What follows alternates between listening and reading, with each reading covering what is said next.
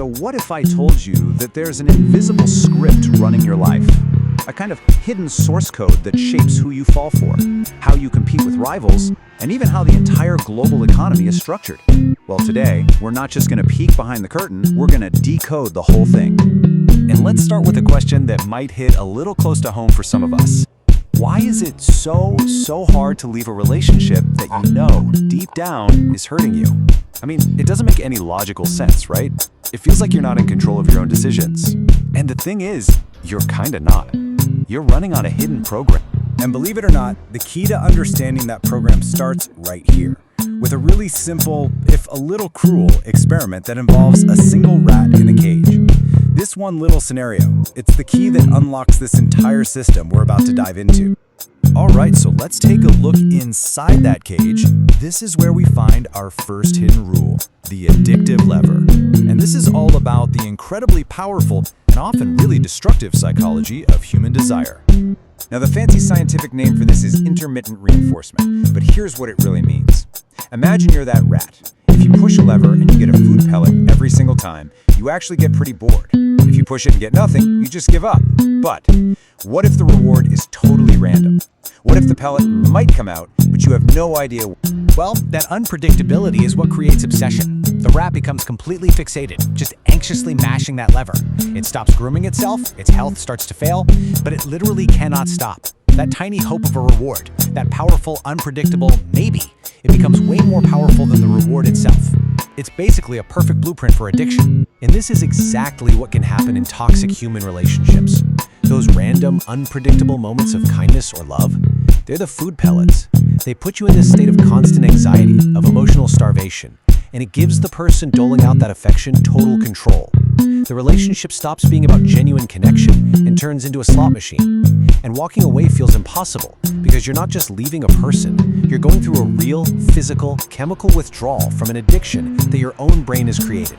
You know, you can think about it like this. Healthy relationships are all about moving towards something good. More fun, more intimacy, deeper bonding.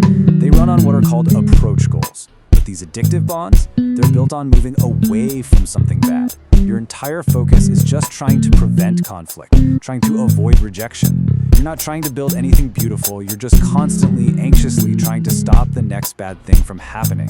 You're always playing defense, never offense. Okay, but what if this exact same psychological trap, this obsessive focus that's driven by a totally unpredictable dynamic, what if it doesn't just apply to romance, but also to rivalry? So let's scale this idea up. We're moving out of the personal and into the professional to explore our second hidden rule, which is a really radical idea. Competition is for losers. Yeah, that's a direct quote from Peter Thiel, the founder of PayPal. And his whole argument is that our cultural obsession with beating the competition is a huge trap.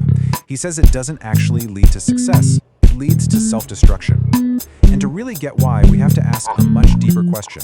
Where do our desires even come from in the first place? And this brings us to a philosopher named René Girard, and his idea of mimetic theory, which is a really mind-blowing concept. He says, look, most of our desires aren't actually our own. We're fundamentally copycats. We see other people wanting something, and that's what makes us want it. And that's where the trouble starts. Because when everyone starts copying everyone else, we all end up desperately wanting the exact same scarce things. The same job, the same status, the same market, and boom. That's how rivals are made. And here is the most counterintuitive part of it all. We think people fight because they're different. Girard says, no, that's completely wrong. We fight because we are the same. Just think about Romeo and Juliet. The Montagues and the Capulets, they didn't hate each other because they were so different. They hated each other because, as Shakespeare says, their two houses were both alike in dignity. They were mirror images of each other, trapped in this pointless, destructive rivalry. And this isn't just old plays, it's modern business. I mean, look at the airline industry. It's a perfect example of this mimetic competition.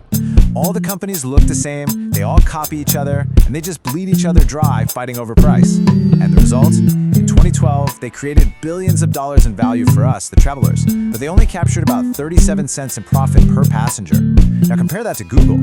By creating something totally unique, it escaped that trap, it built a monopoly, and because of that, it was able to capture a massive slice of the value it created.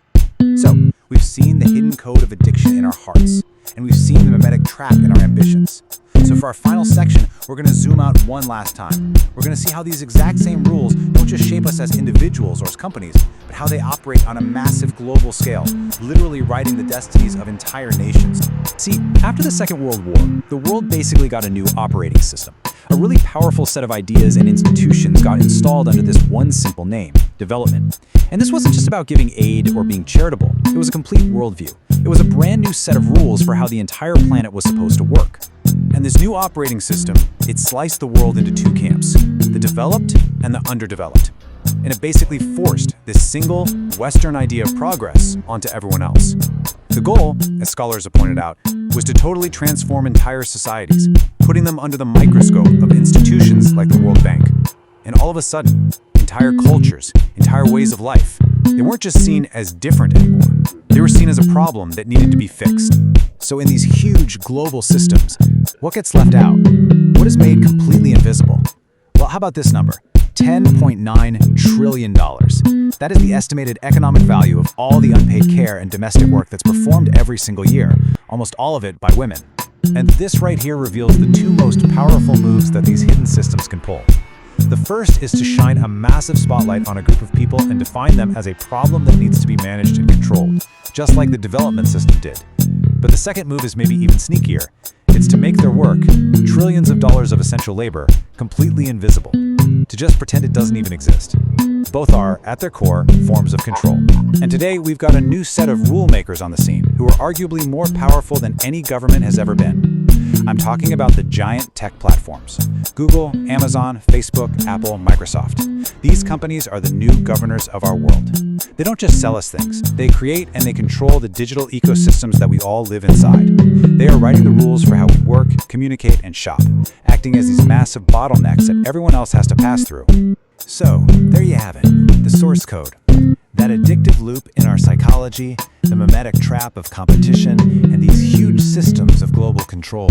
And the key is that they aren't separate things. They're all connected. They're all different expressions of the same hidden rules that run our world.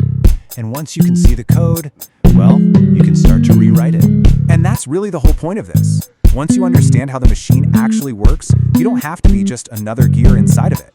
Understanding these hidden rules, whether they're playing out in your love life, your career, or across the entire globe, it gives you power. It gives you the agency to step back and consciously decide if you even want to play their game anymore.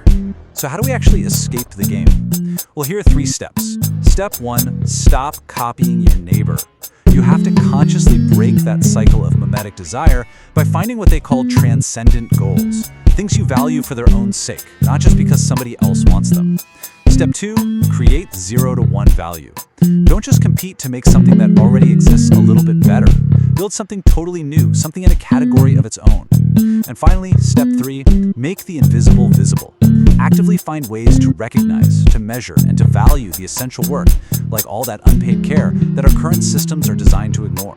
You see, these rules are incredibly powerful, but they aren't laws of physics. They were written by people, which means they can be rewritten by people. You've now seen the code that's running in the background of your world. So the only real question left is this: which rule are you going to break first?